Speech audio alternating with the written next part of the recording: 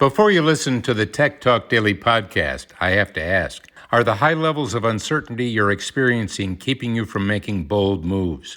Are you able to clearly see and act on the game-changing opportunities the pandemic has created?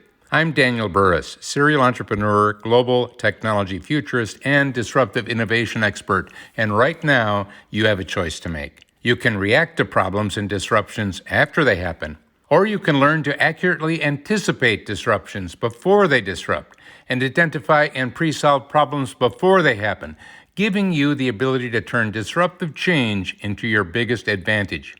If you want to take control of your future and make a significant impact now and in the years ahead, join thousands of leaders from around the world by becoming a member of my Anticipatory Leader System, where you'll get the latest insights, processes, tools, and virtual coaching that will give you the certainty and confidence you need to actively shape a better future for you and your organization. Go to techblogwriter.co.uk and click on Daniel Burris. Welcome to the Tech Talks Daily Podcast, where you can learn and be inspired by real-world examples of how technology is transforming businesses and reshaping industries in a language everyone can understand. Here is your host, Neil C. Hughes. Welcome back to the Tech Talks Daily Podcast. Now, after several months of mainstream media and social media seemingly intent on dividing the global community when it needs to be united more than ever, I want to try and continue to create this more positive narrative of how technology and people are trying to make the world a better place and shine a spotlight on these people that are making a difference. So, yes, I'm turning into an aging hippie, but have no fear. Technology is at the heart of it all. And after recently coming across the Factual, which helps people find unbiased news on critical trending topics, I felt compelled to learn more about how they're using a completely transparent algorithm to rate over 10,000 news stories every day and curate the best stories across the political spectrum and beyond, so everyone avoids bias but becomes more well-informed. And sometimes that might mean hearing things that you wouldn't normally, depending on what news channel you tune into. So buckle up and hold on tight so I can beam your ears all the way to San Francisco so we can speak with Arjun Moorthy, who's going to tell us all about the Factual and the story behind it. So a massive warm welcome to the show. Can you tell the listeners a little about who you are and what you do? Sure. I'm Arjun Moorthy. I'm a co-founder and CEO of The Factual.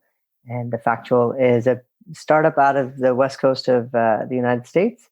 We help people find unbiased news on trending topics. And we do this via a couple of different products every day, a newsletter and a website. We've built technology that helps rate how objective and unbiased an article is, how credible it is. And so we use this technology to consistently rate about 10,000 articles that are published every day. We sort them automatically into topics and pick the best ones, the highest scoring ones across the political spectrum, put it together in a newsletter that goes out every day with the website as backing evidence, and send it out to a few tens of thousands of users, helping them sort of get the news they need without all the fluff, all the opinion, and then they can be on their way. I absolutely love what you've created here, especially at a time where we should be more united than ever. There seems to be more division than ever. And over the last few weeks alone, I've noticed more and more people that I know that are saying that the news outlets that were respected, especially in mainstream media, etc., in the past, are now becoming increasingly partisan and biased. So when you combine all that with social media timelines that turn into echo chambers that just feed your existing opinions back to you, it seems that people are either choosing to unplug and just walk away from it completely or end up arguing with friends and family. I mean, is that something that you've seen too? And can you tell me a little bit more about the scale of the problem that you saw? Yeah. No, that's exactly what's happening here in the States as well. And I imagine in most countries around the world. The scale of the problem, I think, is very, very big. There are quite a few surveys and studies that show the amount of partisanship has grown over the last few years considerably. And now there's a study from the Knight Foundation, which is a big journalism Foundation in the States, where they said almost half of all Americans feel that the news is overly biased. 1 out of 2. I mean, that's a staggering number. When you have people that fundamentally just don't trust the news that they're getting at such large numbers, it's hard for a society to really move forward and solve big problems collectively. So the problem is big. It's very serious. It's why we wanted to work on this. My co-founder, Ajoy, and I, we were finishing our last startup about 4 years ago. And we said, look, if we're going to do this again, startups are a lot of work. Let's do something that is really meaningful, that we can see ourselves dedicating at least a decade to solving. Because if you want to make anything of impact, it usually takes at least 10 years. And this was a problem that was near and dear to our hearts. We're both news geeks, me especially, actually. So that's what got us into it. And, as far as what's driving it, I think you actually hit on a lot of the points. The first is when the cost of producing news, just writing news essentially, has gone down, then what's happened is you have a lot more news that's being produced. And as I mentioned earlier, there's something like 10,000 articles that are written every day in the States, and I'm sure worldwide, probably triple that. And so all these articles are being written, and they're all competing for the same amount of attention from an audience. And so how do they stand out? Well, one way is to become increasingly more narrowly focused, to be more, hyper-partisan or sort of angst-inducing, because that stands out, right? Something that makes you angry or gets you frustrated, that stands out a lot more in a crowd that's very plain. And so it's hard for news outlets to not fall into this trap of saying, well, how are we going to get people when there's so much written out there? You've got to really stand out. That headline has got to be punchier and nastier. And then the result is that's what gets liked and shared and spread around. And that's what we all see is the really extremist stuff. And then it sort of reinforces these smaller beliefs that we have. And then we start to think like that. And then, of course, it's a big circular story. So very disheartening, understandable how we got here. And that's why we're trying to solve this. In fact, one of the decisions we made early on, Neil, was, when we created our algorithm to rate news credibility, we did not include any popularity signals. And that was a very conscious choice, because we said, look, if you do that, all you do is you reinforce the existing system. So we don't do that. And the upshot of it is the way that we end up rating, you find a lot of really great writing out there. There's amazing journalism being done today. It's just hard to find. And we are living at a time, like you said, where tech is being blamed for dividing people rather than uniting them. So can you tell me a little bit more about how you're attempting to solve the problem with the Factual, what the Factual is, and just walk me through how listeners would get the most out of it? Sure, yeah. So as I said, the Factual helps people get unbiased news and trending topics. And you can go to our website and sign up. That's the easiest place to just find the newsletter. The way that we do it, we've got this algorithm that looks at every article published in 4 dimensions. And the dimensions are how we generally think of credible news. If you ask someone, what makes for credible news? They'll say, well, I'd like it to have a good amount of evidence. I mean, the facts, the sources have to be really good. I want it to be not very opinionated. I feel like most things are really opinionated these days. I'd rather not. It'd be nice that if it's written by a journalist who knows what they're talking about, some sort of an expert in the field, perhaps. And on a reputable site, not, something out of Macedonia by a bunch of kids or something like that. And so we took those 4 sentences that people kept saying to us and turned it into code. And so we look at how well sourced an article is. So links and quotes and where they point to and how extensive they are, and are they primary sources, secondary sources, and do they repeat, and all kinds of things like that. We look at how opinionated an article is, and that's an algorithm, part of a family of algorithms called natural language processing algorithms. So they look at the tone of voice and grammar rules and all kinds of things like that to assess how opinionated a body of text is. And then we get into some of the learning aspects of the algorithm. So we look at who the author is and have they written on this topic before, and how did previous articles on it score for sources and opinion, and do they write exclusively on this topic, etc. Basically trying to ascertain, are they beat reporters, something of an expert, and then they score well. And then the site reputation is historical scores for that site by every author and article. And so that framework, as I said, there's no popularity in there. We also make the entire system transparent, unlike most tech, which is sometimes fairly blamed for the problems today. It's generally a black box.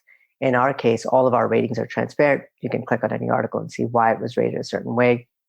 And between the transparency, the consistency, the lack of popularity, all of these things, we've built a system that's quite different than any other news feed out there. And as I said, the big surprise to us when we were building this, we thought, big deal. It's all fancy talk. It's just going to rate the New York Times or the Washington Post as number one, like big deal. But because of the things that we did, and particularly not including the popularity signal, we ended up finding a lot of really high rating news sites that are not mainstream news sites.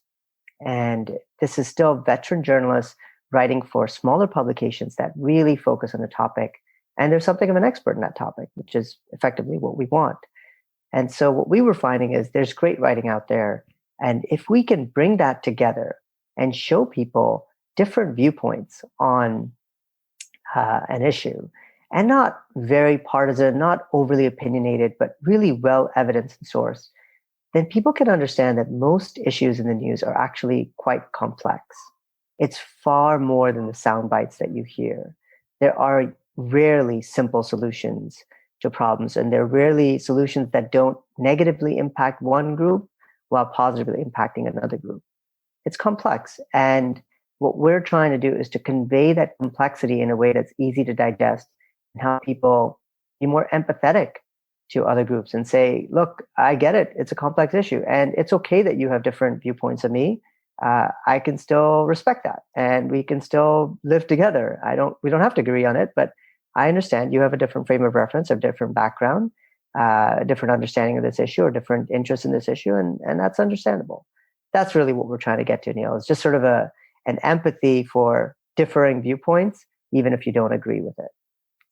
And that exact point that you just mentioned there, that seems to be something that's lacking all over the world, isn't it? Where everyone's kind of fallen into this binary thinking where everything's left or right, yes or no, right or wrong, and can't live in that grey area in the middle anymore. And if anybody hears any alternate facts that disagrees with their viewpoint, they just shut down or get into name calling, whether it be boomer, Karen, COVID idiot, whatever it may be. If someone's got a different opinion, they just get shut down, don't they? Yeah, it definitely seems bad. One observation that we have that gives me hope is it seems like there's sort of an extreme left and an extreme right, if you will, that do get all of the attention, and they're the ones that do a lot more of the name calling and sort of get really anxious over things. But there's actually a fairly large majority in the middle that's just a bit more quiet. And, I think they're the ones that are torn. They're like, well, I kind of agree with a little bit of that. I kind of agree with a little bit of this. And, I'm not really extreme on either end. I think they're the ones that don't actually immediately resort to name calling. In fact, I think they find it a little uncomfortable to be pigeonholed into, well, are you for this or against this? And I think when you make everything a very binary choice, a lot of people find that very hard to accept. My hope is that population is very large. And if we can just empower them to say, you're not alone. Most people are like you. We're a little bit of left and right, and that's okay. And if we can get them to speak up a bit more, hopefully we can get the world to see that it's not all black and white. And the people that make it seem like that, they might actually be the minority.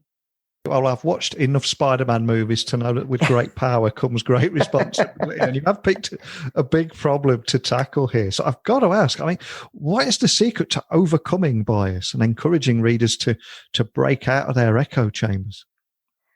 So it's a multifaceted problem. The first is sort of, I think, accepting that maybe you don't know everything. It's hard to accept or appreciate someone else's opinion if you think you know everything. Yeah. So I think the first step is, oh my goodness, this is a hard problem. And that's, I think, the first step that we're doing is trying to educate people that this is, whatever the issue is that you're reading in the news, it's difficult. And here's some of the complexity behind it. And then I think it gives people a little bit more like, wow, that's hard. And then the next step is seeing different viewpoints.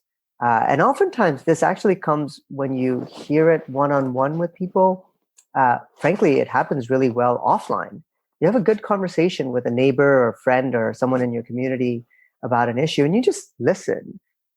It's much easier to then break out of your filter bubble. It's like, well, I remember I was talking to so-and-so, I heard this person, and boy, it really had an impact on me. So I think personal stories that give color to a viewpoint, that helps a lot of people also break out their bubble. So those are the two steps that I have. And Neil, by no means do we have the answer. Of course, we're just early in this game. But I think first, help people understand that it's complex and maybe you don't know everything. Second, expose them to new viewpoints, ideally stories from people in your community, and help you understand that, that's what different people are going through. That might help you break out of your partisan bubble. Absolutely. And as this is a tech podcast, I've got to ask, can we take a look at the tech under the hood that makes all this possible? I appreciate you probably can't share too much, but is there anything you can share there? Yeah, absolutely. And in fact, Neil, we share a ton on it because, we're in the business of helping people trust the news. And the first question that people ask, rightly so, is who the heck are you? I mean, how are we supposed to trust what you say if we don't understand much about you? So we make as much as we can possible transparent. So we have a page right off the homepage. It's the How It Works page, and it details the algorithm. And there's a little explainer video that goes through all of the bits and pieces of how we built it and how we minimize our own bias and all these things. And as I said, every article that we rate has a rating on it. This is either on our news site, or if you download our extension, or if you sign up for the newsletter, you can click on the grade and it'll show you those 4 grade factors. So it'll show you the site rating, the author rating, the evidence rating, and the opinion rating. All 4 of those will be transparent on any article we rate. So I guess, in a nutshell, what I would say is if you're trying to get a high level understanding of the algorithm, the sources how well evidenced is it? What we do is we take an article, we extract all the links and quotes out of it, and then we run a series of analyses on it. How diverse are the links? How extensive are they? Who do they connect to? Do they repeat? That kind of stuff.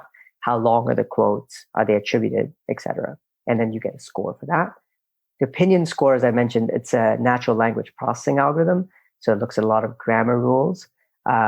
If there's a lot of subjective pronouns, if there's unnecessary adverbs, if there's exclamations, all kinds of other things like that, and then to exclude quotes, etc. So it gets a little hairy, but basically it's trying to figure out, is the writer being very opinionated or not?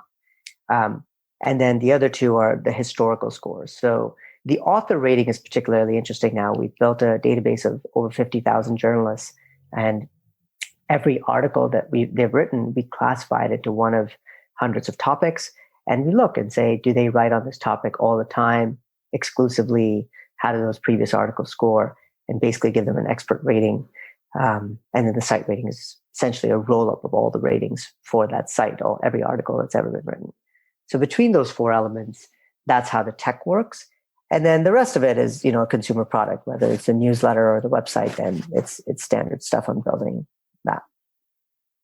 And we've already talked about the increasing distrust of mainstream media in some circles, but then we've also got mainstream media itself is falling under a lot of criticism, and Twitter got into hot water as we record this podcast for removing an article themselves. So again, it's such a hard problem to tackle. So how does the Factual grade article credibility? So each of those 4 factors is evaluated for every article, and they're weighted slightly differently based on type of article. So political articles or articles about politics are weighted slightly differently than, say, a business article or a science article. But nevertheless, it basically spits out a number between 1 to 100. It's a percentage. And the best way to think about it is it's a probability that this article is credible. See, the reality is no algorithm that I know of, or at least very few, can really tell if something is true or false. That's an extremely difficult thing for a computer to do and especially when it comes to news, because it requires context and history and judgment and nuance. It's not easy. And instead, what we're essentially doing, I mean, at a high level, the tech is basically saying, does this article have telltale attributes of credible articles? Does it have signs that it's written in a way that would be credible? And effectively, it gives you a probability rating. So the way that we advise readers is, look, if it's rated, if it's got a 75% or higher probability of being credible, it's probably a good article. Now, that by itself doesn't mean that there's zero bias. In fact, it's almost impossible to have something that has zero bias because, first of all, what is bias? I mean, you have to agree on a baseline against which bias is, and it's hard enough to agree on that baseline. And fundamentally, we're humans. We have a frame of reference, and we probably have some biases we're probably not even aware of, and that's okay. And so what we espouse in the newsletter and the website is no single article will be the full truth on any story. That's just asking too much. Get into the habit of reading 2 or 3, even if you skim them, but you have to see different viewpoints. It's the only way to really get the full story. And that's what we're trying to make easier, rather than you having to search for everything or going to very partisan opposing outlets. Like a lot of people, think, oh, well, I'll listen to CNN and Fox in the States and that'll solve the problem. And that's certainly better than only one of them, but both of them are fairly partisan and not particularly the best on either side. And what we're saying is there's better on both sides. Let's get you that. Let's make it easy for you to see. We'll give you the highest scoring articles from multiple outlets, and together that'll give you a good solution. Love that. And I'm curious, do you have any stats on who your readers are and what kind of feedback have you received? Do you get to hear any feedback? All the time. In fact, I would say the number one job of the CEO is really customer support. I reply to every email that is sent by a reader, even our welcome email. Sometimes people reply to, and I reply to that as well in a lot of cases. So hearing directly from our readers and acting on feedback and criticism is the best way for us to get better. So it's really my number one job. And I would say the feedback that we've gotten has been largely positive. People have been really happy with what we're trying to do and how we're trying to simplify their lives and take out some of the frustration and anger and tension when it comes to news. The news should not make you so unhappy and so angry. It should just inform you, and then you should be on your way. And that's what we're trying to do. We've also received some good criticism on places where we've not been very transparent or where our algorithm seems off. One of the things that people see on our scores is oftentimes left-leaning outlets score a little higher than right-leaning outlets. And so people would say, well, hey, do you have a left-leaning bias?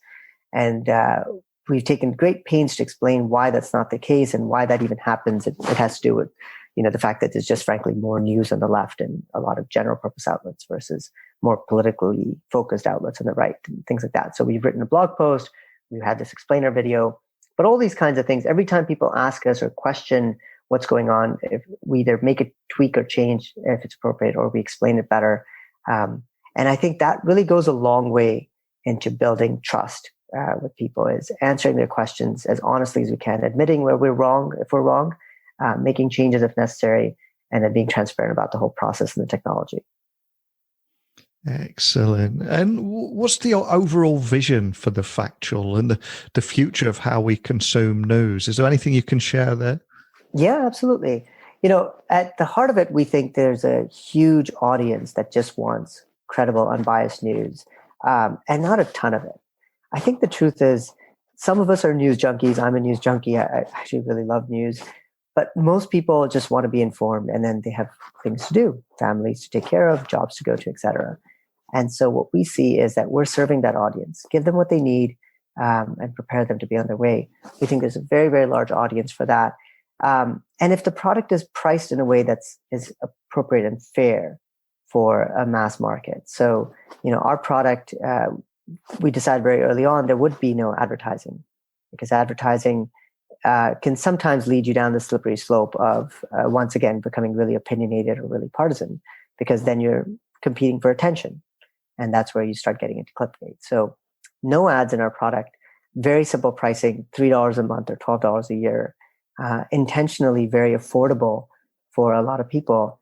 And our vision is that you should have, we can go back to the 60s and 70s in the States, actually right through to the 90s in the United States. Half of Americans paid for the news in some way, shape, or form. Half. And we think that's actually very doable across the world in countries if it's affordable, if it's valuable, and if it's not trying to overstretch what it does.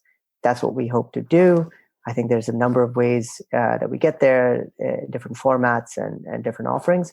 But at its core mission, inform readers, try to save them time, try to save them money, get them on their way. That's what we're looking to do.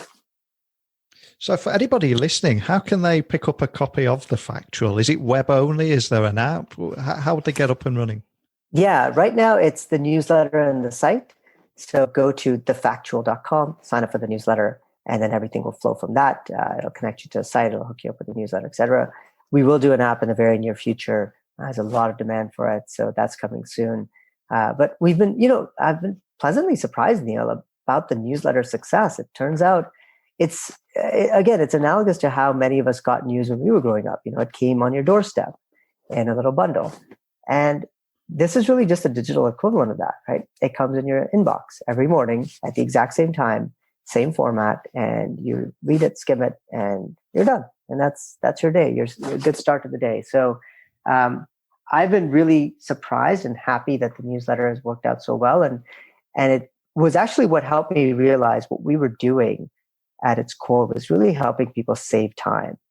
This isn't meant to be like Twitter. It's not yet another endless feed of news. Some people like that. There's no harm in it.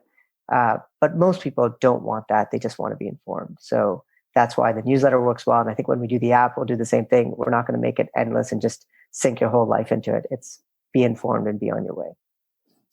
And it's not just about, I think, helping people save time. I think you're also helping busting people out of those echo chambers with this unbiased news on critical trending topics. I also love how your algorithm is completely transparent on those 10,000 plus news stories daily and only creating the best stories across the whole political spectrum.